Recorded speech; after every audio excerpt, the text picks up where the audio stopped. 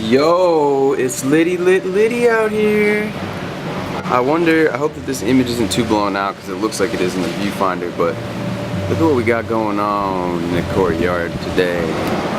Little festivities. So, I decided that today would be a good day to actually do a little vlog here. Yeah, so I admit it. It might have been slightly overexposed. What do you want from me? And the wind is blowing. It feels amazing. Hopefully it doesn't make the audio quality too bad. Or too hard to understand, but maybe I'll just talk extra loud to cut through it. So, being that my building has this nice little set up here, these festivities going on, I thought it would be the perfect day to hit you guys up with another vlog here and really just, wow, it is windy out here, isn't it? But really just talk about some things. I've been reading this book recently. Actually, I'm gonna go get it so I can show you guys. This book right here, there it is, and this book right here is the shit. Pause it if you need to take notes on what the heck this is right here. But this is literally one of my favorite books that I've ever read. And the reason this is one of my favorites, I can't say, maybe I did say it was my favorite, but I mean it's hard to pick an actual favorite, is because this book is all about self-image and how your image of yourself shapes your reality. Because we ultimately are limited by the scope of who we imagine ourselves to be. What we think, that determines what we think is possible for ourselves, what kind of limitations we have, and even, on both sides of the spectrum, it's just very confining, the limitations and the image of ourselves that we have. So, for instance, if you think of yourself as, in the field of sales, which I've been in myself, so it's like you can sell one account a day. If you think of yourself as a one account type of salesman, that's very limiting, because all of a sudden now say that you make a sale and you're feeling good, feeling great, you end up subconsciously subverting your efforts. You either go home, you'll come up with any kind of number of excuses, from I'm hungry, I'm tired, to this is a bad like whatever, anything, and be like, you know what, I got my sale in for the day, there it is, now I'm just going to coast. And there's been tons of examples of this. There's tons of examples in this book of this surgeon who was a plastic surgeon who was actually Maxwell Maltz is his name. He was making people's faces look more beautiful and making them, giving them plastic surgery. And he realized that a lot of his patients, of course, as soon as he made them beautiful and removed the scar or whatever it was, they had a renewed self-confidence. They felt amazing about themselves, and they, everything kind of just like was on the up and up for them, because they just had this renewed, brand new confidence, obviously, feeling great because of their new self-image. Then he had other people. He had like this duchess who had like a bump in her nose, and he got rid of it. And there were certain patients like her, for instance, where she was like, yeah, I know the bump is gone, but my nose still looks terrible. And so he would run into this too. And so what he came to find out was that it wasn't so much the knife that was doing the magic as their own self-belief and self-image of themselves, who they saw themselves as.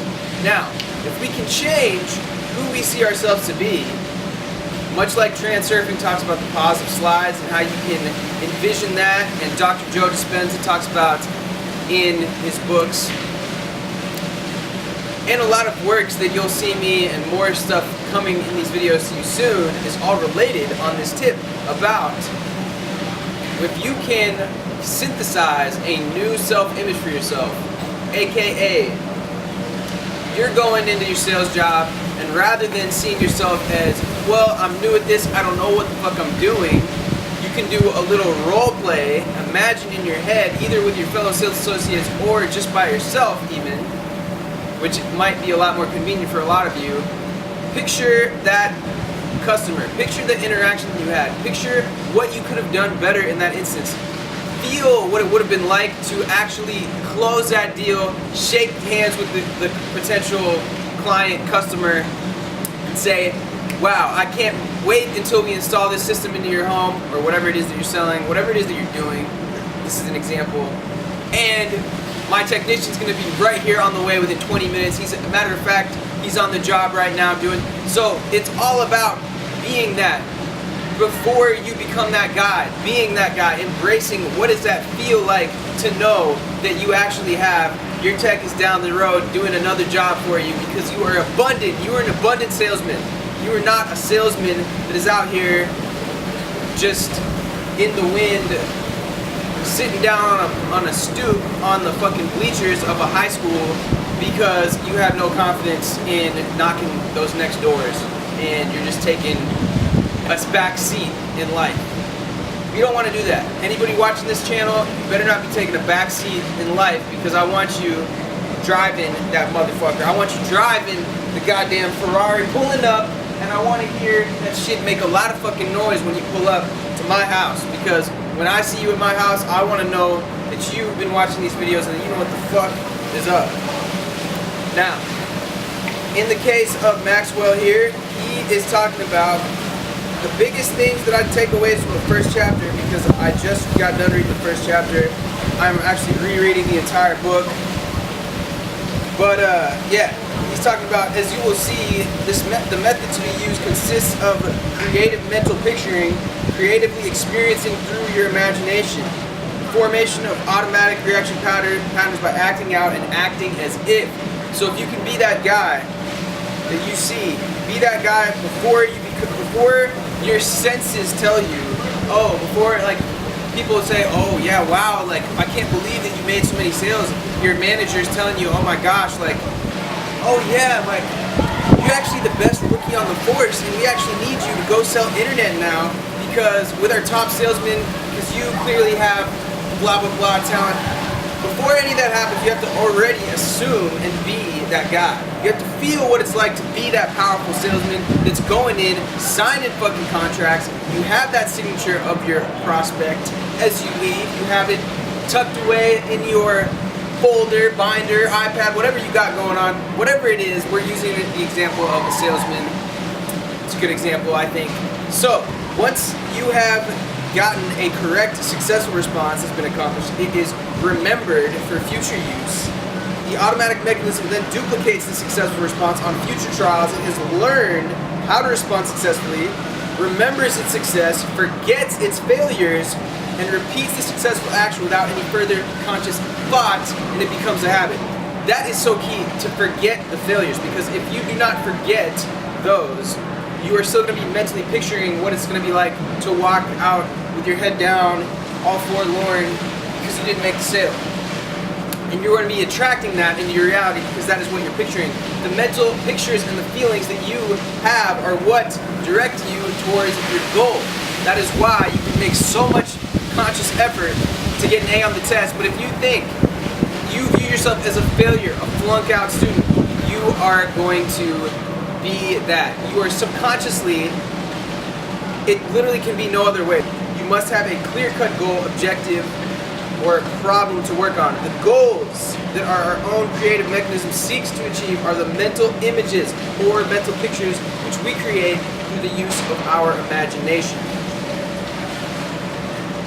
The key goal image is our self-image. The self-image prescribes the limits for the accomplishments, the area of what is possible.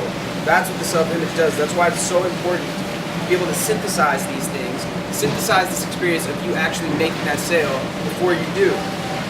So it is literally impossible to think of a particular situation as long as you hold a negative concept of self. Once the self-concept is changed, other things consistent with the new concept are easily accomplished and without strain. Here's even a better example. Self-image becomes the golden key to living a better life because of two important discoveries.